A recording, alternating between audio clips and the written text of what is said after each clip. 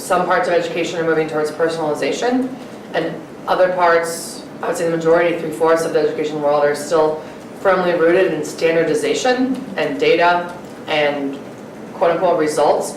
It's really hard to reconcile those two things. So our school has been trying desperately to have a DDI practice that makes sense in our world.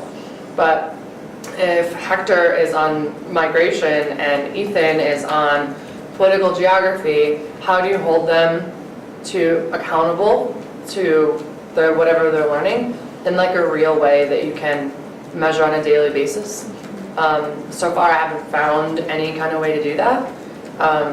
And that's what the majority of the education world wants and feels comfortable with. I'd say maybe teacher, kind of going back to what I was saying a little bit, the teacher perception of how things should look, or maybe even principal perception of how they think things should look. So if you're expecting everything to look like nice and neat in these little rows, or the way that you do, the way that assessment is done can also look a lot different if we're not giving kids authentic assessments and we're just trying to teach them towards the test. That's going to be a big factor. But I think if you think that everything has to be, you know, produced in a certain way, or that education should come from like the teacher down, then that's really comes in the way. And so that's some of the stuff that we just have to break, is what our teaching practice is. Because when you go to teaching school, it is very like I do, we do, you do, which is very teacher down. And so if that's been the formula that's been given to every teacher for every single year, then that makes sense that that's where people's idea is what education should look like.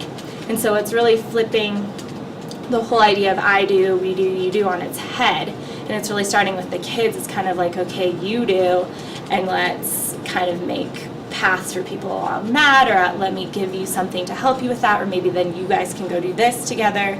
And so I think that has been a big shift for us, because after you go to teacher school for so long and you're taught this formula and you're teaching in that formula, then kind of how do you go and break that? Yeah. And so it's really hard and it's really scary.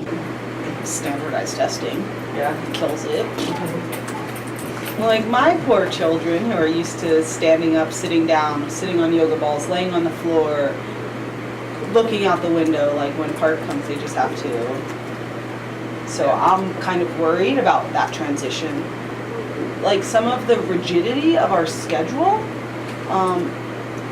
might, I would say, impacts it, like that the district mandates that we have certain allotted time each day to different subject areas, where sometimes part of personalized learning, in my opinion, is like these projects, and like kids get really into it when they've built it, when they've created this process and they've put all this effort into it, and then I just have to say, oops, stop, time for, so I think being stuck in these time constraints where kids, sometimes they're just hitting that light bulb when it's time to clean up. Yeah. So I almost wish I could just say, you know what, you hit the light bulb, half an hour more of math, like let's keep working. I feel like when you come into my classroom, there's this energy that's given off, and the students are pretty engaged and they feel pretty successful. And the only thing I really wanted to add is that, you know, I wish that more teachers were doing personalized learning in their classrooms, because I see it firsthand.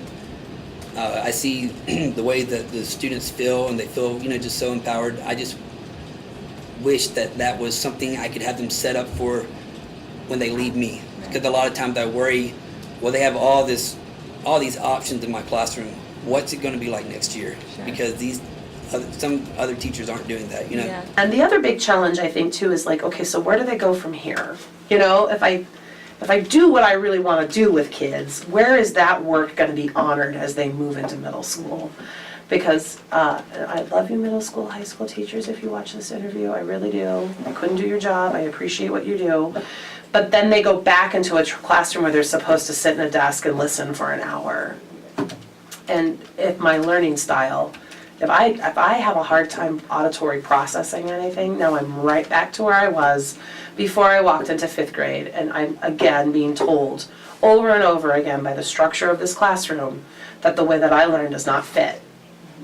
And so I think that's a concern that we have, is this work moving up with them? Because I would hate to unchain a kid from a desk and then chain them back.